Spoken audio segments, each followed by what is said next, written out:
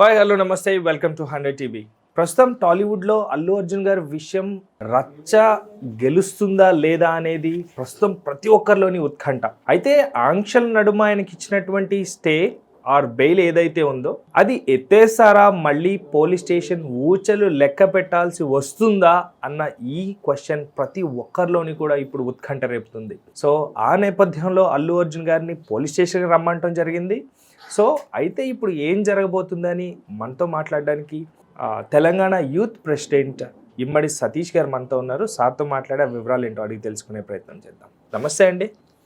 ప్రస్తుతం అల్లు అర్జున్ గారి టాపిక్ ఎలా అయిందంటే ఇంట గెలిచి రచ్చ గెలవాలి అన్న ఈ సామెతనే మనం ఇప్పుడు చూసుకుంటాం. ప్రస్తుతం ఆయన రచ్చ గెలుస్తాడా లేదా అనే ఈ వార్తే ప్రతి ఒక్కరికి కూడా మైండ్లో ఉంది. బెయిల్ ఇచ్చిన తర్వాత ఇప్పుడు మళ్ళీ పోలీస్ స్టేషన్కి రమ్మన్నారు.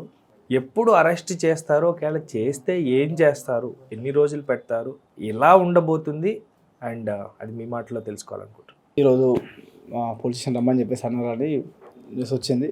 మామూలుగా 11 అట్లా వెళ్ళి ఉంటారు. వెళ్తే మామూలుగా అడిగే ఉంటారు డిపార్ట్మెంటు వాళ్ళు, పోలీస్ స్టేషన్ వాళ్ళ పరిధి ప్రకారం వాళ్ళు అడిగే క్వశ్చన్స్. మీరు కావాల్సుకునే మీరు రోడ్ షో ద్వారా వెళ్ళారా, లేదంటే ఇంకా మీకు మీరు తెలిసినా కూడా మీరు అక్కడ ఉండాలని ఉన్నారా, ఎందుకు ఇలా చేస్తున్నారు, నిజంగా ఇవన్నీ వాళ్ళ విచారణలో వాళ్ళు కెమెరాలు పెట్టి వాళ్ళు విచారణ చేసి అడుగుతూ ఉంటారు. ఇంకేమన్నా విషయాలు వస్తాయి కావచ్చు, ఇంకేమైనా రాబడతాయి కావచ్చు, డిపార్ట్మెంట్ వాళ్ళు కదా, ఇంకేమైనా వీళ్ళ దగ్గర ఇంకేమైనా నిజాలు చెప్పంగా ఇప్పటికీ ఒక దాదాపు 8-9 అబద్ధాలు చెప్పాడు కదా, ఇంకేమైనా నిజాలు బయటకు వస్తాయి, ఇంకేమైనా దాని గురించి వాళ్ళకు కావాల్సిన సమాచారం మొత్తం రాబట్టుకోవడం కోసం విచారణ రమ్మంటారు ఇట్లా. కానీ ఆ సినిమా తర్వాత, సంధ్యా థియేటర్ ఘటన తర్వాత ఎప్పుడైతే అల్లు అర్జున్ గారు రిప్లైగా రేవంత్ రెడ్డి గారు మాట్లాడిన దానికి ఆన్సర్గా చెప్తూ ఎప్పుడైతే ప్రెస్ మీట్ పెట్టారో అప్పుడు మరింత ట్రోల్స్కి గురయ్యి మరింత విమర్శలు కూడా ఎక్కువయ్యాయని చెప్పుకోవాలి. అయితే ఒక్కసారి సారీ చెప్పడానికి ఆయనకి లేదా, ఈగో ఎందుకు అడ్డం వస్తుంది, యాటిట్యూడ్ ఎందుకు అడ్డం వస్తుంది అన్న ఈ వార్తలు కూడా మనకు వినిపిస్తున్నాయి. అసలు యాక్చువల్గా ఆయన చాలా మంచి పర్సన్ అని మనం వింటాం కదా. సో అసలు ప్రాబ్లం ఎక్కడ వస్తుందండి? అవును, నేను కూడా విన్నాను. ఆయన వ్యక్తిగతంగా కొంచెం మంచి పర్సన్, మంచి వ్యక్తి అని ఇలా కాదు, కానీ పాపం అతను ఎవరు డైవర్ట్ చేస్తున్నారో మరి ఆయనకు తెలిసి చేస్తాడా, తెలియక చేస్తాడా, ఇంకెవరు సలహా తీసుకొని చేస్తుండో అర్థమవుతుందే, కానీ ఆయన చేసే ప్రతి పని రాంగ్ అయిపోతుంది. సో అది ఏ లుక్లో చేస్తుండో, ఏమనుకో ఎక్స్పెక్టేషన్ చేస్తుండో అర్థం కాదు, కానీ ఈ మధ్య ఏ పని చేసినా రాంగ్ అవుతుంది. సరే ఆయన టైం బాగాలేనట్టుంది, శాస్త్రికి చూసుకుంటే ఏమన్నా సెట్ అవుతుంది. ఈయన ప్రవర్తన కొంచెం మారాలంటే. కాకపోతే నేను ముందు నుండి చెప్తున్నా, ఇది ఇప్పుడు ప్రజల చేతిలోకి వెళ్ళిపోయింది. ప్రజల తీర్పు వాళ్ళు ఎలా తీర్పిస్తారో అయిపోయేటట్టు ఉంది. ఇప్పుడు ప్రతి వాళ్ళు సంబంధం లేని వ్యక్తులు కూడా ఇందులో చూస్తున్నాం. ప్రొఫెసర్స్ కానీ, డిపార్ట్మెంట్ వాళ్ళు కానీ, పొలిటికల్ కానీ, ఈరోజు సీతక్క కూడా మాట్లాడడం జరిగింది. ప్రతి వాళ్ళు కూడా దాని మీద చాలా విమర్శల వర్షం కురిపించే పరిస్థితి వచ్చింది. ఈ పుష్ప 2 సినిమా గురించి, సంధ్యా థియేటర్ గురించి ప్రతి వాళ్ళు హాస్పిటల్కి వెళ్ళడం, మానవ దృక్పథం చూడడం, ఇప్పుడు చాలా వాంటెడ్గా అదే విషయం తెరకెక్కుతుంది. ఆ అబ్బాయి దగ్గరికి వెళ్ళి వీళ్ళ ఫ్యామిలీ ఫస్ట్ నుండి కూడా మేమే కేర్ తీసుకుంటాం, మేమే చూసుకుంటాం అని చెప్తే ఇంత సమస్య ఆపు. ఇప్పుడు చెప్పాను నేను మొన్న, అందుకే ఫస్ట్ నుండి మీకు అదే చెప్తున్నా. ప్రజల చేత మీరు మొన్న అడిగారు సారీ చెప్తే సరిపోద్దా అని. ఇప్పుడు సారీ చెప్పినా కూడా సర్దుమయ్యే పరిస్థితి కాదు, ఎందుకంటే ప్రజలంతా అలా చేతులకు వెళ్ళిపోయింది. చెప్తున్నా కదా, మొన్న ఎదురుగా ఉంటే కొట్టే పరిస్థితి అల్లు అర్జున్ని, అలా అయిపోయాడు. రీసెంట్గా జేఏసీ దాడులు చేయటం అనేది ఒకంత బాధాకరమే, ఎందుకంటే కోర్టులో కేసు నడుస్తుంది. ఒక పక్కన విమర్శలు తారాస్థాయికి చేరిన తర్వాత జేఏసీ నాయకులు అల్లు అర్జున్ గారి ఇంటికి వచ్చి దాడి చేయడం ఎంతవరకు చేశారంటే దీన్ని మనము అసలు కరెక్టేనా? ఈ తెలంగాణ లాంగ్వేజ్లో దీనికి ఒక మోడ్ సామెత లెక్క ఉంటుంది. దీన్ని మనం పుండు మీద కారం చల్లినట్టు. అసలే నొప్పితోని బాధపడుతున్న ఇబ్బందిగా ఉంటే మళ్ళీ కారం చల్లితే ఎలా మంటలు వేస్తుందో అలా అయిపోయి స్టూడెంట్ అలా చేశారు. నువ్వు చేసిన తప్పే చాలా పెద్ద తప్పాడ. నీ వల్ల ఒక మహిళ చనిపోవడము, ఇంకో అబ్బాయి చావు బతుకు మధ్య ఉండే చాలా పెద్ద తప్పు. అది సమర్థించుకోకుండా, అది సాల్వ్ చేసుకోకుండా మళ్ళీ కొత్తగా నువ్వు ఏదో ప్రెస్ మీట్ పెట్టి ప్రజలను రెచ్చగొట్టేలాగా, నేను ఏదో చేద్దాం అనుకుంటే నన్ను ఎవరు సపోర్ట్ చేస్తలేరు, నన్ను గవర్నమెంట్ ఇలా చేస్తుంది, లేకపోతే నాకు ఇలా నా గురించి బ్యాడ్గా ఇస్తున్నారు, ఎవరు చెప్పలేదు కదా, నీ గురించి నువ్వే చెప్పుకుంటున్నావు కదా. అందుకని దాని గురించి అది దృష్టిలో పెట్టుకొని చేసిన తప్పును మళ్ళీ ఇంకా పెద్ద తప్పు చేస్తున్నావా అని ఆగ్రహ వ్యక్తం చేసి స్టూడెంట్స్ రంగంలో దిగడం జరిగింది. అయితే జేఏసీ నాయకులు ఇంటిపై దాడి చేసిన ఘటన తప్పు ఒప్పు అన్న విషయం మీ మాటల్లో క్లారిటీ వచ్చిన తర్వాత పక్కన అయితే అక్కడ దాడి చేసింది కాంగ్రెస్ నాయకులే అన్న విమర్శ ఉంది, ఎంతవరకు కరెక్ట్ అంటారు? దీన్ని ఇంకో రకం కూడా చూస్తున్నారు ఈ మధ్య వస్తుంది. అందుకే అంటే కేవలం మొన్నటి వరకు ఒక క్వశ్చన్ మార్క్ లో ఉన్నారు, కేవలం రేవంత్ రెడ్డి గారి పేరు పలకకపోవడం వల్లే ఇంత చర్చ లేకపోతే ఇంత వివాదం నడుస్తూ ఉంది. అయితే ఈ దాడిలో కాంగ్రెస్ నాయకులు ఉన్నారు అన్నది తెలిసిన తర్వాత ఇది కేవలం టార్గెట్ అల్లు అర్జున్ అన్నట్టుగా నడుస్తుంది అన్న మాటలో వాస్తవం ఎంత? సీఎం రేవంత్ రెడ్డి గారికి ఈ అల్లు అర్జున్ అనే వ్యక్తి చాలా చిన్న చిన్న చిట్టెలక లెక్క. దీని మీద ఈ అల్లు అర్జున్ మీద రేవంత్ రెడ్డి గారు సీఎం గారు ప్రయోగించేంత అవసరం లేదు. అసలు పిల్లబచ్చగాడు ఈయన లెక్కనే తీసుకోవడానికి. ఆయన రాష్ట్ర ఒక సీఎం, రాష్ట్రంలో ఎన్నో అనేక రకాల సమస్యలు, బాధలు, ఇబ్బందులు, ఎన్నో పనులు ఉంటాయి. ఈయన టార్గెట్ చేసుకునే అవసరం లేదు. టార్గెట్ చేసుకొని మనసులో పెట్టి ఇంటి మీద దాడి చేసిన అవసరమే లేదు. అది ఒక రాష్ట్ర అసలు మీరు అందరూ ఏమనుకుంటున్నారు? సరే ఇప్పుడు పేరుకి ఏదో రేవంత్ రెడ్డి అంటారు, కానీ మన తెలంగాణ రాష్ట్ర ముఖ్యమంత్రి ఆయన ఇంతమంది ప్రజలు ఓట్లేసి గెలిపించి ఆయన అక్కడ ఎందుకో పెట్టి అక్కడ కూర్చోబెట్టిన వ్యక్తి. ఆయన తలుచుకుంటే ఏమైనా చేయగలుగుతాడు. కాకపోతే ఇది ఆ అసెంబ్లీలో మాట్లాడిన టాపికే కాదు.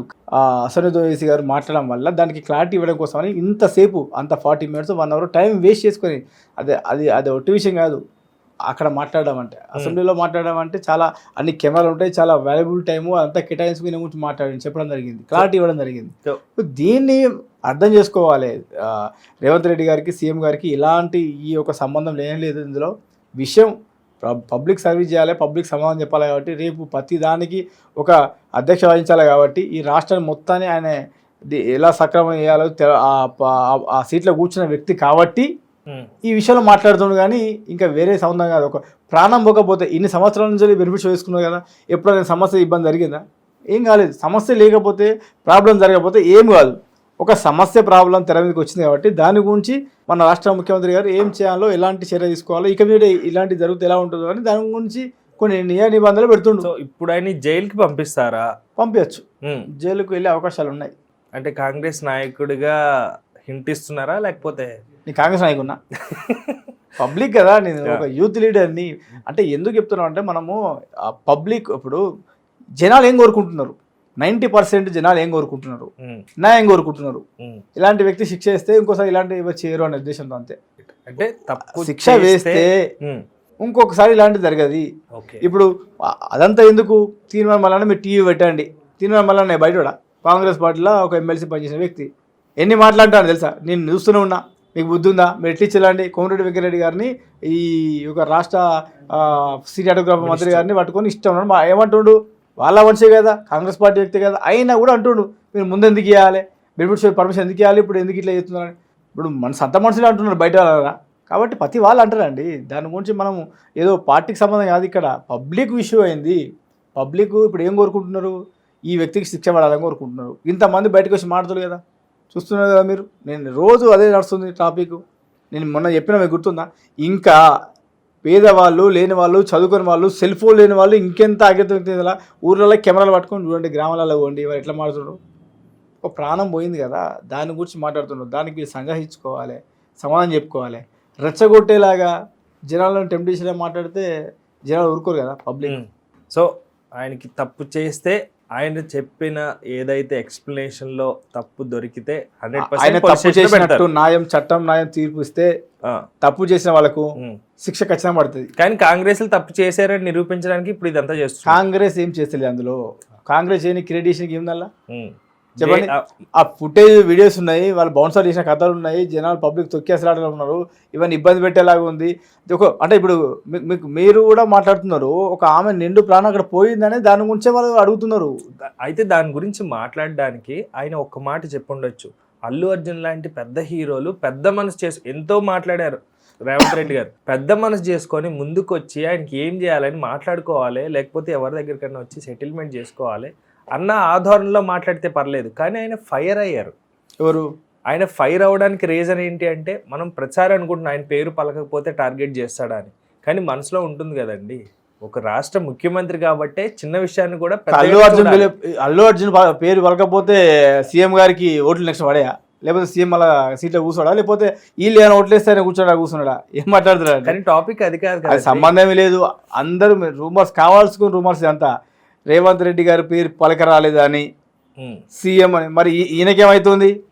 బన్నీ అంత స్పీచ్ ఇస్తే అన్ని మాట్లాడతారు కదా, మరి మందాగి పోయినప్పుడు ఆ మిస్టేకే కదా. నాలుగే తిరిగి మందాగి పోయిండా?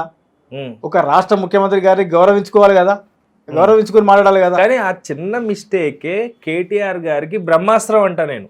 ఇదంతా ఇదంతా మళ్ళీ కేవలం నీ పేరు కూడా తెలియనటువంటి హీరో అన్న అక్కడే కదా, అది పెద్ద బ్రహ్మాస్త్రం అంటే కదా. దీన్ని ఇప్పుడు రెచ్చగొట్టింది ఎవరు?